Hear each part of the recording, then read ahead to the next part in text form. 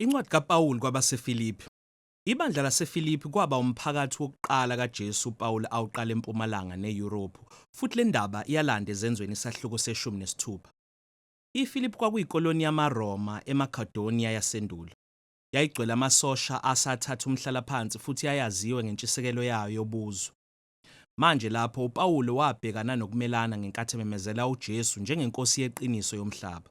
Emva kokuba uPawulu esesukile khona, labo ababa ngabalandeli bakaJesu baqhubeka babhekana nokumelana nokushushiswa, kodwa bahlala bengumphakathi onomnyakazo othembekile endleleni kaJesu. uPawulu uthumela lencwadi kokunye kokuboshwa kwakhe ngenxa yezizathu eziphathekayo. AbaseFilipi babethumele omunye wamalungu abo, uEpafrodithu, ukuyisa isipho semali kuPawulu ukumeseka etilongweni.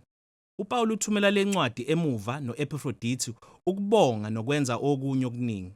Ukuhleleka kwalencwadi akwakho umbono owodwa ukusuka ekuqaleni kuya ekugcineni njengezinye zezincwadi zikaPawulu. Okunalokho, uPawulu uhlele uchungechunge olufushane lwendaba noma indima enokuchikilisha.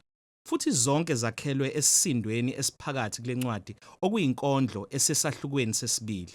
Ngobungcweti ilanda kabusha indaba yokuba senyameni kaMesiya, impilo, ukufa, nokuvuka nokuphakanyiswa kwakhe. Bese kulezi zindima uPawulu uzothatha amagama noma imbono engukhiye enkondlweni ukubonisa ukuthi ukuphila njengomKristu kusho ukuthini, ubuka indaba yakho njengephilileyo endabeni kaJesu. uPawulu uvula incwadi ngomkhuleko wokubonga. Ubonga uNkulunkulu ngobubele kwabaseFilipi ngokwethembeka kwabo. Uzwakalisa isibindi sokuthi umsebenzi omuhle wokuguqula impilo yabo uNkulunkulu awuqalile uzoqhubeka ubonakala ekuthembekeni nasothandweni. Manje uPawulu usegxila esikhalazweni sabo esibonakalayo ngalomzuzu okuyisimo sakhe sasetilongweni. Ukuba setilongweni lamaRoma kuwona umdlalo, kodwa indida yayo iphenduke yaba wokuhle ukusabalalisa izindaba ezinhle ngoJesu. Bonke onogada nabaqondisi bamaRoma babazi ukuthi uPawulu usetilongweni ngenxa yokumemezela ngoJesu njengenkosi evukile. Ukuboshwa kwakhe kunikeze amanye amaKristu isibindi sokukhuluma ngoJesu ngokuvuleleka. uPawulu unethemba lokuthi uzokhululwa etilongweni, kodwa kunokwenzeka ukuthi abulawe. Manje useyazindla ngakho ukuthi empeleni angeke kube kubi kakhulu. Kimi, usho uPawulu, ukuphila kunguMesiya nokufa kuyinzuzo. kuPawulu ukuphila kwakhe kulesi sikhathi nasesikhathini esizayo kuchaza ukuphila nothando lukaJesu ngaye. Ngakho uma ngabe ebulawa, lokho kusho ukuthi uzoba kanye noJesu, okuyinzuzo kuye. Kodwa uma ngabe khululwa, empeleni lokho kuzobe kusho ukuthi uzoqhubeka nokusebenza ukwakha inqwaba emphakathi kaJesu, okuzoba kuhle kakhulu kwabanye abantu. Ngakho ilokho athemba kukho. Bheka ukuthi le nqola yomcabango isebenza kanjani lapha. Ukufela uJesu akukhona ukuzinikela kweqiniso kuPawulu. Kunalokho, ukuphila ukusindisa abanye. Manje ileyo indlela uPawulu yokuzibandakanya endabeni kaJesu, ukuhlupheka ukuze uthande abanye ngaphezulu kwakho. uPawulu sephendukela kumaFilipi uyawanxusa ukuba azibandakanye nesibonelo sikaJesu ngokuba mqondo munye naye. Uthi, ukuphila kwenu njengezakhamuzi kumele kuhambisane nezindaba ezinhle zikaMesiya. LamaKristu aseFilipi ayephila entshisakalweni yobuRoma, kodwa indlela yabo yokuphila ukuba iphendulwe ngenye inkosi, uJesu, kodwa lokho kunokuletha ukushushiswa. Kodwa kumele besabe, ngoba ukuhlupheka ngenxa yokuhlobana noJesu indlela yokuphila indaba kaJesu uqobo, okuholela uPawulu enkondlweni enkulu yesahluko sesibili. Inone ngokunanela itekisi leTestamente elidala ngokukhethekile indaba kaAdamu nokuhlubuka kwakhe kuGenesis, isahluko sokuqala kuya esahlukweni sesithathu. Izinkondlo zimayelana nenceke ehluphekayo encwadini kaIsaya. Le nkondlo ifanele ukwaziwa ngengqondo. Indaba yevangeli ilandiswe kahle ngokufinqiwe. Ngaphambi kokuba umuntu, uMesiya wayekhona ngaphambili ngesimo senkazimulo nasekulinganeni noNkulunkulu. Akafananga noAdamu owazama ukulingana noNkulunkulu. uMesiya akakwenzanga kwaba yinto yokuphangwa ukulingana noNkulunkulu ukuba kube inzuzo kuye. Okunalokho, wazithulula esimeni sakhe, waba ngumuntu. Waba yinceke kubo bonke, ngaphezu kwakho konke lokho, wavumela ukuba ahlanjalazwe. Wathobeka kuBaba ngokuya ekufeni kwakhe ekubulaweni ngamaRoma. Kodwa ngamandla nomusa kaNkulunkulu, ukufa kwehlazo kaMesiya kuphenduliwe ngovuko. Manje uNkulunkulu usemphakamisile uJesu njengenkosi yakho konke, wamesa phezu kwakhe igama eliphezu kwamagama onke, ukuze konke okudaliwe kubone uJesu uMesiya oyinkosi enkazimulweni kaNkulunkulu Baba. Manje lesi statement sokugcina siyamangaza. uPawulu ucaphuna kuIsaya isahluko sama-45. indima lapho indalo yonke ivuma uNkulunkulu kaIsrayeli njengenkosi. Iphuzu likaPawulu lapho licacile. KuJesu obethelwe wavuka sithola uNkulunkulu munye weqiniso kaIsrayeli onguNkulunkulu Baba nenkosi uJesu. Manje ngokukaPawulu lenkondlo iveza isigwebo sakhe sokuthi uJesu ngubani futhi senza okuningi. Inikeza isibonelo sikaJesu njengendlela yokuphila abalandeli bakhe kumele bayilingise. Ingakho uPawulu ngokusheshsha eqhubeka exoxa izindaba ezimbili, kuqala ngoTimotheo bese kuba ngoEpaphrodito, ngokuba bobabili bayizibonelo zabantu abaphila indaba kaJesu.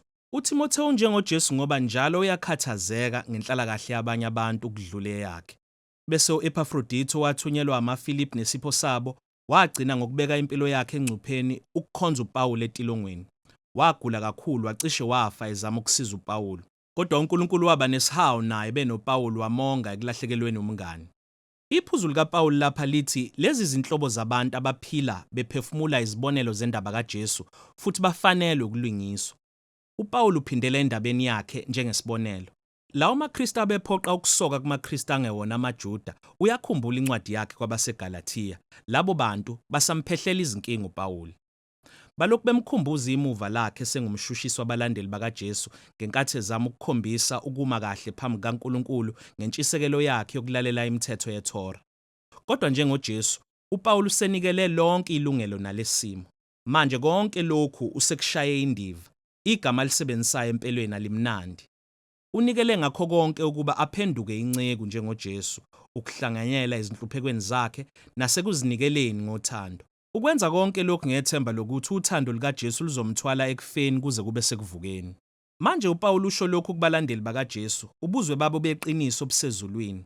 NgokukaPawulu akusho ukuthi sonke sifanele ukufuna ukudlula emhlabeni siyezulwini ngelinye ilanga. Okunalokho izulu indawo yokudlulela kuyo la uJesu ebusa khona njengenkosi.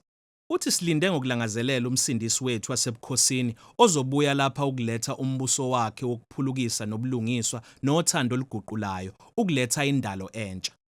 uPawulu ube esephonsela amaFilipi inselelo ukuba aphile indaba kaJesu. Kuqala, ukhuluma nabesifazana ababili abaqavile abangabaholi ebandleni abasebenze kanye naye uPawulu.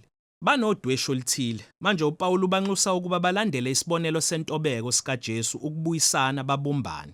uPawulu bese enxusa amaFilipi ukuba bangangenwa ukwesaba, kodwa nasekushushiseni kwabo bayise yonke imizwa nezidingo zabo kuNkulunkulu ozobanika ukuthula. Lokho kuthula usho uPawulu kufika ngokuzindla ngalokho okuhle nokuqinisile nokuthandekayo. Kohlala njalo kukhona into ongakhalaza ngayo.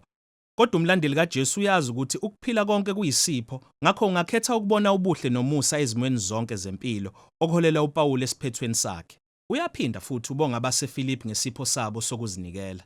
Futhi ufuna ukuba bazi ukuthi ukuboshwa nesikhathi sakhe sokwentula akukona ubunzima kuye.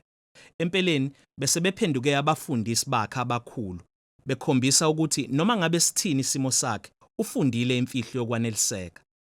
Uncike kuloyo yedwa omqinisayo.